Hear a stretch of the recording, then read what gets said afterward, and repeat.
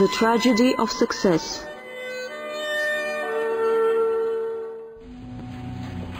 The body was found by a maid. I kept knocking at the door, thinking that maybe she had popped outside for a bit. Could she be asleep?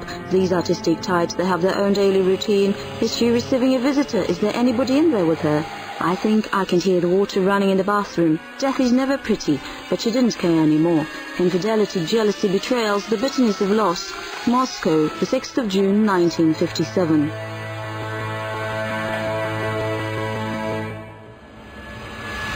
Chapter 1. The Secret of the Name.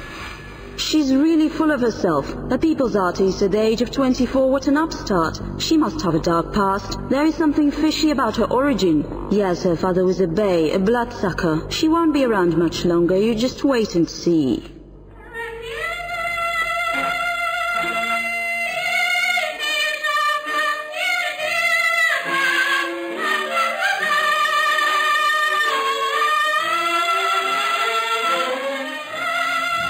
Moscow, 1936. The decade of Kazakh art. I'm sitting at the piano and Kulash by Sitova comes on the scene. The people sitting at the presidium table are the lioness Dimitrov, charming Orджonikidze, burly red-cheeked Voroshiloff and finally Stalin. The latter was looking intently into my eyes at that very moment.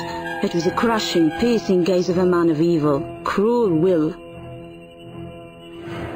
Kulash was able to melt the ice in that heart as well. This girl has got it all. She sings well and plays splendidly. Such was the verdict of the nation's leader. According to some witnesses, he added, I did not expect that to be a nation in the world that can sing better than Georgians. It was due to Stalin's praise, or according to another version, the words of the great Jambil, who was also among the performers that night, that Kulash was christened the Kazakh Nightingale. I wish to hear the gentle nightingale trills of Kulash, the voice that's purer than spring water. She returned home as the youngest people's artist in the Soviet Union. She received the title at 24, together with such distinguished luminaries of theatre stage as Stanislavski and Nemirovich-Danchenko. Professional characteristics. Comrade Kulash by Sitova, People's Artist of USSR, two-time laureate of the Stalin Prize, a recipient of the order, member of the Presidium of the Supreme Council of the Kazakh SSR, born in 1912 in Alma-Ata. There are as many as 3 riddles hiding behind this official characteristic. Kulash was born in Aktogay, Karaganda region. According to some researchers, this special quality of the singer's gift can be explained by her place of origin. Apparently, the deposits of copper located nearby influence the composition of air and water, and people who are born in that area end up having a unique tone of voice. Kazakhs even have an expression for this, zhestandai, which means copper sky. From northern Kazakhstan, somewhere beyond Lake Balkhash. For the obtainment of such a high rank, documents were urgently requested. According to one version, the matter was handled by the first secretary, Mirzoyan, and it was decided that the singer would represent the capital of the country. The singer's biography was edited, with some improvements being added. An interesting story also occurred with her date of birth. She was born on the 12th of January 1912, on the same day and year as Kunaev. And she was so modest about the fact that she always received more attention and congratulations on her birthday than Kunaev, and she said, "What do we do?" And so her date of birth was changed to the 2nd of May. Date and place of birth, even the name, were altered, and it was the famous singer who was preparing to serve as an intelligence agent. You have mentioned that her real name was not Kulash. Her birth name was Gulbahram, and when her mother and father were alive, the nickname for her was Kula, and so Kula turned into Kulash. Kulash is a diminutive name. Every Kazakh has one. She was married to Kanabek Baysitov, an actor, director and playwright. This is how Gulbahram Beysova became Kulash Baysitova. Chapter 2. The Silver Voice. Her husband is always chasing skirts. The younger daughter died because of her neglect. She was on tour when it happened. I heard the eldest one is also a rotten egg. In fact, all of her children are adopted.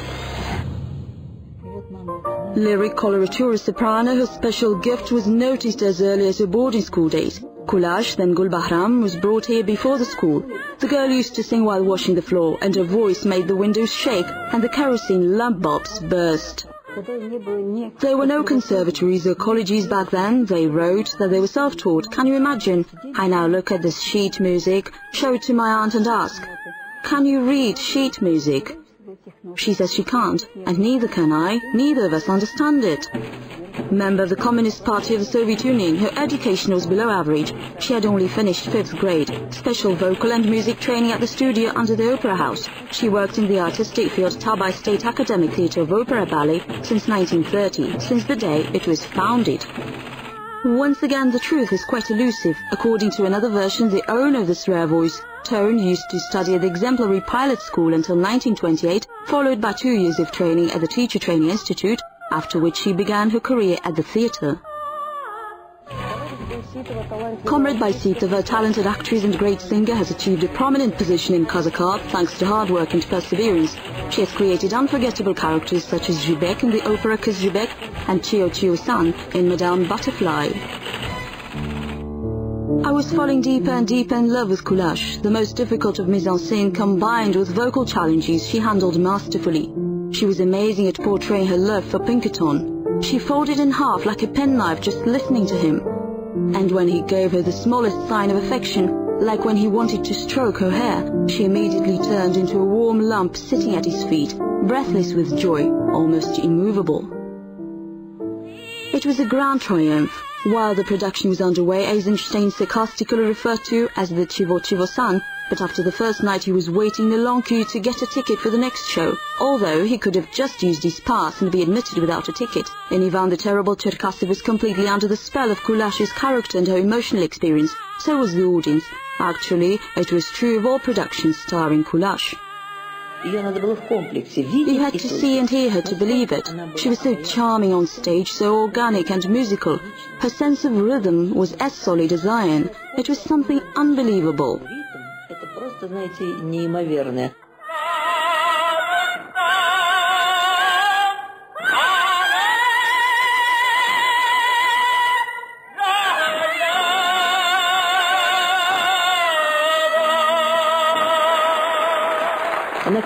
When she comes out on the stage lights up.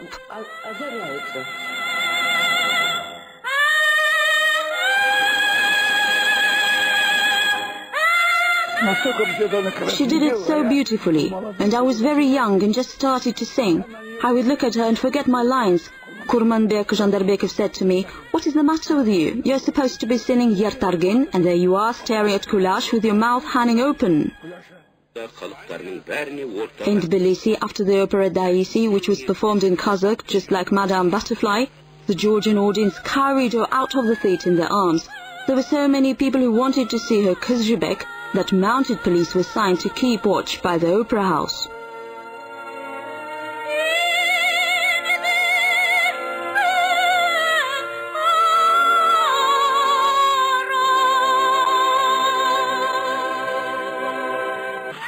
One could say that the final aria of the heroine appeared thanks to a certain Haykart.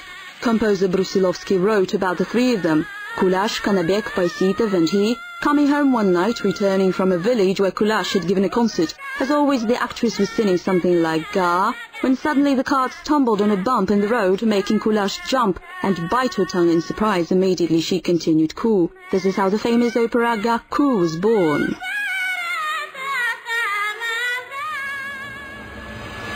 Chapter 3. The Incomparable Kulash. They say she was poisoned at the banquet by some envious people. No, it was a suicide. 6 months barely passed, and her husband already found someone new. Naturally, he resented her fame and success. She did not merely portray the character, she became the character. According to the singer, one performance took away 1 year of her life. A gift and a curse rolled into one. My mother was scheduled to perform in the opera Birjan Sara when suddenly her heart began to hurt. We called an ambulance. The paramedics gave her a shot and told her to lie down. And the theatre had a full house that night. People had gathered from villages, they were stomping their feet and whistling. She barely made it to the stage, refusing to show that she was not well, and she gave a spectacular performance.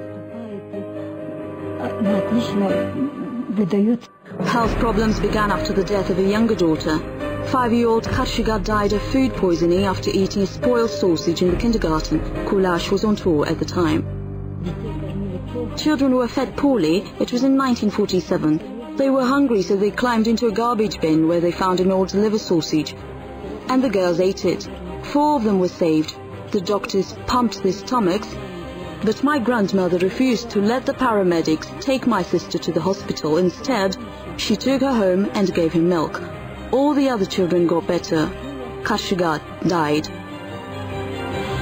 This was not her only loss. She also suffered a severely ridiculous death of Aldan, her stepson from Kanabek's first marriage. They went hunting with my dad. At some point he wanted to take the gun and the gun fired directly at him. Scripts written by fate were infinitely harder to live through than all theatre plays put together. Personal losses, her husband's infidelity, of which she was informed by the sneering well-wishers. She also served as a deputy of the Supreme Council. People came to her for help and were never refused. What was she like as a person? You know, she was so polite. Never in my life did I hear a harsh word from her. Her manners were invariably perfect and always addressed people with a kindly smile. She was always very kind. Her character was as soft as her hair. She was never angry. She was always smiling. Someone would say something to her and she would burst out laughing, and her laughter would ring all over the apartment. The main secret is how she managed to keep the weight of her problems behind the scenes. The secret is yet to be uncovered. Sometimes human weaknesses would persevere, making people spread malicious rumors about her, as was the case in 1957, when Mao Zedong personally invited her to perform in China.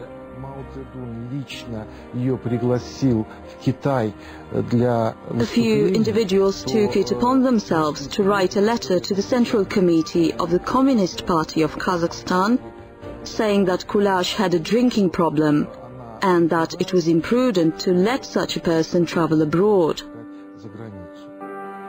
She comes and says, "Kana, can you imagine 6 people have written that I drink and have domestic problems?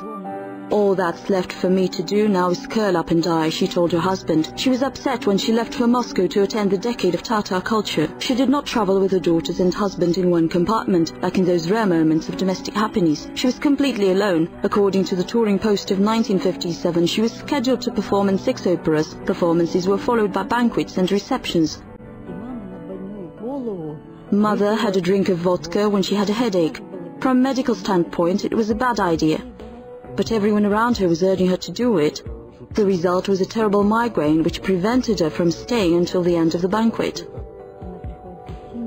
She comes to the hotel. She has a mind-splitting headache, and despite the headache she starts washing her head. There was no one else there with her, and in the morning she was found dead in the bathroom. To this very day, Kulash Bayseitova's death remains a mystery. The official autopsy report stated that brain hemorrhage as the cause of death. Kulash Bayseitova was only 45 years old. After her death, everything seemed to go wrong in the family. There used to be so many guests, relatives and friends in the house before, but now it stood empty, and Kanabek soon remarried. Father abandoned us, he left. My aunt got married, and the 3 of us were left alone, grandmother, Kuralai and I. No one wanted us. We were completely alone. What an incredible actress, admired actor Nikolai Cherkasov. Charmingly moving, echoed the sentiment poet Demian Biedny. I have never seen or heard such a spectacular Tatiana before, confessed director Yuri Zavatsky. Her talent was miraculous. It was a gift from God. She's a gift from God. And this gift didn't just reveal itself. It blazed and sparkled with all its facets.